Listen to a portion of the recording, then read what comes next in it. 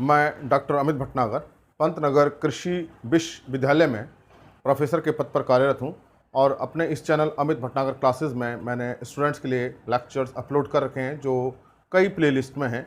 लेकिन किसान भाइयों के लिए मैंने एक अलग प्लेलिस्ट बनाई है, कृषि किसान, जिसमें सिर्फ मैंने हिंदी के लेक्चर रखे हैं और जो किसानों के लिए बहुत महत्वपूर्ण है। हालांकि स्टूडेंट्स भी अगर इन लेक्चर्स को देखेंगे तो उनको भी काफ़ी नॉलेज मिलेगी, लेकिन ये कृषि किसान मैंने हिंदी में विशेष रूप से बना रहा हूँ किसान भाइयों के लिए, ताकि उनको वैज्ञानिक तरीके में बता सकूं जिससे कि उनको खेती में फ़ायदा हो।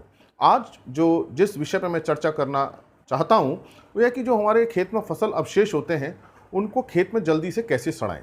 कोई भी फसल है वो भूमि से पोषक तत्वों को लेती है और वो पोषक तत्व उसके तने में, उसकी पत्तियों में, उसके दानों में होते हैं। दानों को हम प्रयोग कर लेते हैं और पत्तियां को या हम डंठलों को अगर हम जला देते हैं या खेत से बाहर निकाल देते हैं तो वो पोषक तत्व भी ज़मीन से चले जाते हैं। तो अगर उन डंठलों को, उन पत्तियों को, फसल अवशेषों को अगर हम खेत में ही रहने दें, सड़ा दें, तो वो पोषक तत्व हमको मिल जाएंगे, चाहे वो सूक्ष्म पोषक तत्व हो, चाहे वो नाइट्रोजन हो, फास्फोरस हो, पोटाश हो। तो इससे क्या होगा, धीरे धीरे मृदा की उर्वरता बनी रहेगी और हमें इतने ज़्यादा उर्वरक प्रयोग नहीं करने पड़ेंगे। होता क्या है कि हम जब फसल अवशेषों को जला देते हैं या खेत से बाहर कर देते हैं तो वो उन पोषक तत्वों को ज़मीन में दोबारा लाने के लिए हमें रासायनिक उर्वरकों का प्रयोग करना पड़ता है। तो अगर हम फसल अवशेषों को बहुत अच्छे ढंग से ज़मीन में दबा दे रहे हैं या उसको सड़ा दे रहे हैं तो वो पोषक तत्व जो हम अगली फसल उगाएंगे उसको मिल जाएंगे और हम जो खर्चा कर रहे हैं रासायनिक उर्वरकों पर या दूसरी चीज़ों पर वो खर्चा कम हो जाएगा। तो देखिए, कोई भी फसल जब हम उगाते हैं तो निश्चित रूप से उसके फसल अवशेष रहते हैं और उसको हम ज़मीन में इस तरह से दबाएं कि वो जल्दी सड़ जाए, क्योंकि और सड़ने का अर्थ ये है पौधों का कि उसके तने में, पत्तियों में जो पोषक तत्व ज़मीन के अंदर आ जाएं और जो अगली फसल हम उगा रहे हैं उसको मिल जाएं, तो उसके सड़ने का फ़ायदा है। मान लीजिए वो सड़ नहीं पाता है और अगली फसल को नहीं मिल पाता तो उतना फ़ायदा हमें नहीं होगा। तो फसल अवशेष हमारे जल्दी से जल्दी सड़ें ताकि जो हम अगली फसल उगा रहे हैं उसको वो पोषक तत्व मिल जाएं। तो ऐसा कैसे होगा कि जल्दी से जल्दी सड़ें? तो देखिए, जो सड़ना होता है उसका अंग्रेजी में डिकम्पोजिशन कहते हैं, लेकिन यहाँ मैं सड़ाने का ही प्रयोग करूँगा ताकि आप उसको अच्छी तरह समझ सकें। कोई भी फसल अवशेष है उसको देखिए, जो सड़ाता है ज़मीन में उसको सूक्ष्म जीव सड़ाते हैं। ये सूक्ष्म जीव क्या हो सकते हैं? बैक्टीरिया, जिसको हम जीवाणु कहते हैं, फंगस, जिसे हम कवक कहते हैं, या एक्टिनोमाइसीटीज होती हैं। तो जनरली जीवाणु और कवक जो हैं ये दो महत्वपूर्ण सूक्ष्म जीव हैं जो सड़ाते हैं। अब ये कहाँ होते हैं? ज़मीन के अंदर होते हैं। तो इनके ज़मीन के संख्या बहुत अच्छी होनी चाहिए। इनमें ज़मीन में संख्या इनकी तब अच्छी होगी जब हम गोबर की खाद का प्रयोग कर रहे होंगे। अगर हम खेत में केवल रासायनिक उर्वरकों का प्रयोग करेंगे, गोबर की खाद का प्रयोग नहीं करेंगे, तो इन सूक्ष्म जीवों की संख्या कम हो जाती है। तो हम भले ही थोड़ा सा ही गोबर प्रयोग करें, लेकिन हमें ये कार्बनिक खादों का प्रयोग, गोबर का, कंपोस्ट का प्रयोग करते रहना चाहिए ताकि ज़मीन के अंदर सूक्ष्म जीवों की संख्या बहुत अच्छी बनी रहे। तो नंबर एक बात तो यह है कि अगर हम फसल अवशेष को अच्छे तरह सड़ाना चाहते हैं तो उसके अंदर सूक्ष्म जीव हों। ये तभी संभव है जब हम कार्बनिक पदार्थों का, गोबर की खाद का प्रयोग कर रहे हों। अब होता क्या है कि जो हमने फसल काटी, जैसे हमने गेहूं की फसल काटी है, मक्का की काटी, कोई भी फसल काटी, वो फसल अवशेष कहाँ है? ज़मीन के ऊपर है। यहाँ मैं आपको ऐसे समझाना चाहूँगा, मान लीजिए ये ज़मीन है और इसके अंदर ये सूक्ष्म जीव तो ज़मीन के अंदर है, ऊपर हवा में नहीं रहते हैं, ये मिट्टी में रहते हैं, मिट्टी से ही अपना भोजन पदार्थ लेते रहते हैं। अब मान लीजिए कोई फसल अवशेष यहाँ पड़ा हुआ है, कोई भी हमने काट करके डाल दिया, मक्का डाल दिया, गन्ना डाल दिया या गेहूँ डाल दिया, कोई भी। अब ये क्या है? ज़मीन के ऊपर है। सूक्ष्म जीव कहाँ है? ज़मीन के नीचे है। तो ये सड़ेगा नहीं, ये केवल जो ज़मीन के संपर्क में है केवल उतना ही सड़ेगा और ऊपर ये ऐसा पड़ा रहेगा, तो इसके पोषक तत्व हमें नहीं मिलेंगे।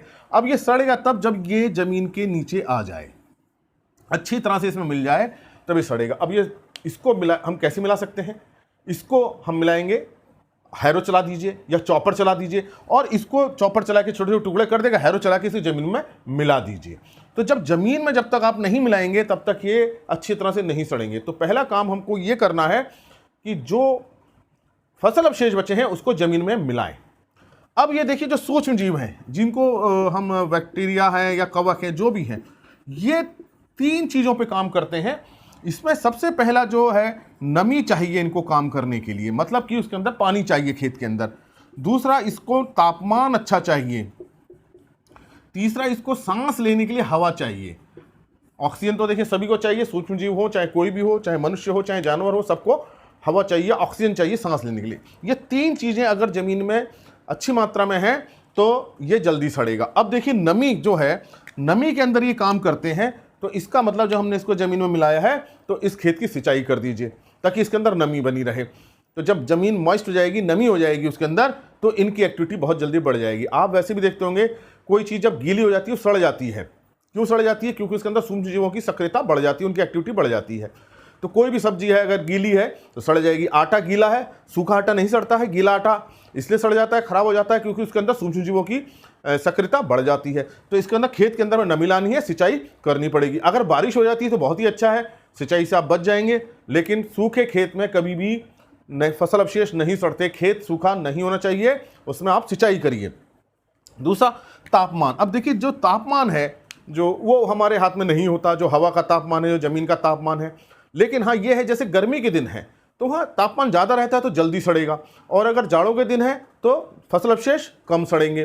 तो कोशिश ये करनी चाहिए कि ठंड से पहले पहले, जाड़ों का मौसम अगर आ रहा है तो उससे पहले जो फसल कटी है तुरंत उसे ज़मीन में मिला दें। अब देखिए क्या होता है कि जो फसलें अक्टूबर नवंबर में कटती हैं, जैसे कि मक्का है या धान है, तो उसको सड़ने में परेशानी इसलिए आ जाती है क्योंकि तापमान कम होने लगता है। और जो फसलें अप्रैल मई में कटती हैं, जैसे गेहूँ है, वो जल्दी सड़ जाएगा क्योंकि वहाँ तापमान क्या है, ज़्यादा है। तो अब ऐसी स्थिति में हम क्या करें? तो ये जल्दी सड़ाने के लिए हम ये कर सकते हैं कि उसकी जल्दी से जल्दी ज़मीन में मिलाएं, और अगर रेजिड्यू मतलब अवशेष बहुत ज़्यादा हो रहा है तो उसको मात्रा को हम कम कर दें, सारे को ना मिलाएं। अब देखिए जो डंठल है वो धीरे सड़ता है जबकि पत्तियाँ जल्दी सड़ जाती हैं। तो हम जो डंठल, जैसे मक्के का डंठल है, उसको हम ऊपर से आधा काट करके ज़मीन में मिला दें, और जो है आधा हम जो बहुत मोटा सा हो रहा है उसको ना मिलाएं। तो उस ऐसी स्थिति में अगर तापमान कम हो रहा है, जाड़े आ रहे हैं, तो जो फसल अवशेष की मात्रा को कम कर दें। पत्तियों वाला जो मुलायम भाग है वो जल्दी सड़ जाता है, मुलायम वाले भाग को ज़मीन में मिला दें। जो हार्ड है, ठोस हो रहा है, उसको ज़मीन में ना मिलाएं। तो ये तापमान को तो हम ऐसे कर सकते हैं। तो जो अप्रैल मई में कटती हैं उनको सड़ने में ज़्यादा समय नहीं लगता, लेकिन जो अक्टूबर नवंबर में काटेंगे उसको जल्दी से जल्दी सड़ाने की कोशिश करें, उसको मिलाने की। अब देखिए हवा, अब हवा का हम कैसे कर सकते हैं? अगर देखिए ज़मीन के अंदर पूरा पानी हमने भर दिया, अब हम चाहते हैं नमी, और हमने पूरा पानी भर दिया, इसके अंदर पानी पानी हो गया, तो इसमें तो हवा बचेगी नहीं, तो जीवाणु काम नहीं करेंगे, कवक काम नहीं करेगी। तो खेत में जब सिंचाई करें तो ये कोशिश करें कि खेत में लबालब पानी ना भरे। ऐसा ना हो कि आपने खेत में बिल्कुल पानी भर दिया तो उसमें हवा नहीं बचेगी, सड़ेंगे नहीं। आप ही सोचेंगे नमी ज़्यादा हो, ज़्यादा सड़ेगा, ऐसा नहीं है। नमी भी एक पर्याप्त मात्रा में होनी चाहिए। अगर नमी बहुत कम है तो सूखा हो जाएगा तो भी नहीं सड़ेगा। नमी बहुत ज़्यादा हो गई, सब जगह पानी पानी हो रहा है ज़मीन के अंदर, उसके अंदर हवा ही नहीं बची, अब जीवाणुओं को सांस लेने के लिए हवा चाहिए, तो उनकी सक्रियता नहीं होगी तो नहीं सड़ेगा। तो ऐसे हम ये अगर हम प्रयास करते हैं तो अवशेष जल्दी सड़ेंगे। अब क्या है, इन सूक्ष्म जीवों को भी पोषक तत्व चाहिए अपनी एक्टिविटी को बढ़ाने के लिए। अब इसके अंदर अगर जल्दी से बैक्टीरिया बहुत ज़्यादा हो जाए, कवक बहुत ज़्यादा हो जाए, तो बहुत जल्दी सड़ाएगा। तो इसको बढ़ाने के लिए हम क्या कर सकते हैं? बाहर से कुछ पोषक तत्व दे सकते हैं जो इन बैक्टीरिया की, जीवाणुओं की सक्रियता को बढ़ाते हैं। जैसे कि नाइट्रोजन है, नाइट्रोजन चाहिए, फास्फोरस चाहिए।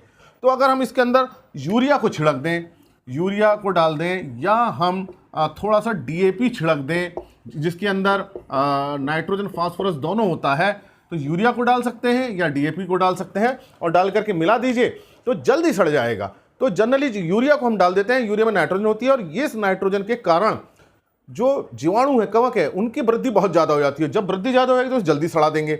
अब ये आप सोचेंगे कि फिर हमने यूरिया क्यों डाली जब हमको फ़ायदा नहीं होगा जितनी हमने यूरिया डाल दी। देखिए जो हमने यूरिया डाली है वो किसने ली है? उस जीवाणु ने, कवक ने ली, वो ज़मीन के अंदर ही है। वो जब ये सूक्ष्म जीवों की सक्रियता कम हो जाएगी तो वो ज़मीन में मुक्त हो जाएगी और पौधों को मिल जाएगी। तो यूरिया जल्दी सड़ाने का काम करता है। तो ऊपर से आप DAP डाल दें या यूरिया डाल दें, 25-30 किलोग्राम 1 हेक्टेयर का डाल दें, 10-12 किलोग्राम प्रति एकड़ भी डाल देते हैं, मिला देते हैं, तो जल्दी से सड़ाने का काम यूरिया कर देती है। तो ये काम हम कर सकते हैं फसल अवशेष को जल्दी सड़ाने का। दूसरा क्या है? गोबर की देखिए खाद का तो प्रयोग करना ही करना है आपको, फसल अवशेष को डालने से पहले भी, और अगर आपने फसल अवशेष मिला रखा है उसमें गोबर की खाद भी मिला दें तो और जल्दी सड़ जाएगा। और वेस्ट डिकम्पोजर, कुछ इस तरह की चीज़ें आती हैं जो जैव अपघटन बहुत जल्दी कर देती हैं। तो जो वेस्ट डिकम्पोजर है उसका भी आप प्रयोग कर सकते हैं।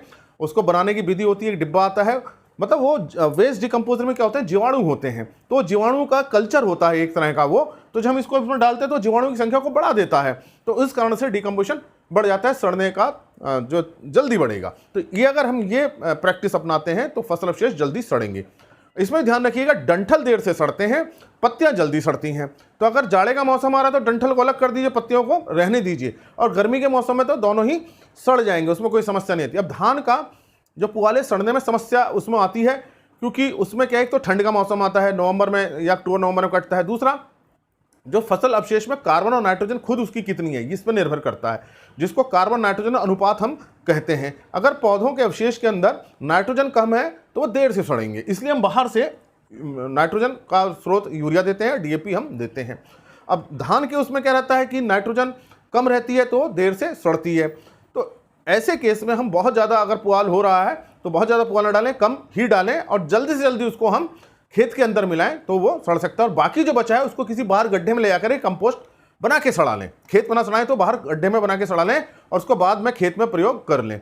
तो लेकिन जैसे मक्का है उसको आप जल्दी सड़ा सकते हैं, गेहूं का जल्दी सड़ा सकते हैं। जो छोटे छोटे जो होते हैं जैसे गेहूं है उसका जो फसल अवशेष है, जो डंठल छोटे छोटे भागों में होता है वो जल्दी सड़ जाता है। जैसे मक्का है उसका लंबा चौड़ा डंठल होता है वो देर से सड़ता है, इस तरह सरसों का भी थोड़ा देर से सड़ेगा। तो इसलिए उसको चॉपिंग करना, छोटे छोटे टुकड़ों में करना उसका जरूरी है। तो आज मैंने आपको एक बहुत प्रैक्टिकल तरीका बताया जिसको हम भी अपने खेत पे करते हैं मक्का को सड़ाने के लिए, गेहूं को सड़ाने के लिए, कि उसको हम जल्दी जल्दी खेत के अंदर मिला दें और उसमें सिंचाई कर दें और उसमें थोड़ा सा यूरिया डाल दीजिए तो वो जल्दी सड़ेगा। लेकिन खेत के अंदर नमी होना बहुत जरूरी है, सूखे खेत में ये नहीं सड़ेगा। अगर ये 2-3 बातें आप ध्यान में रखते हैं तो निश्चित रूप से ये फसल अवशेष जल्दी सड़ेंगे और आपकी जो पोषक तत्व जो जमीन के अंदर मिल रहे हैं वो अगली फसल को मिलेंगे और भूमि की उर्वरता बनी रहेगी और रासायनिक उर्वरकों का जो खर्चा है उसको आप कम कर सकते हैं।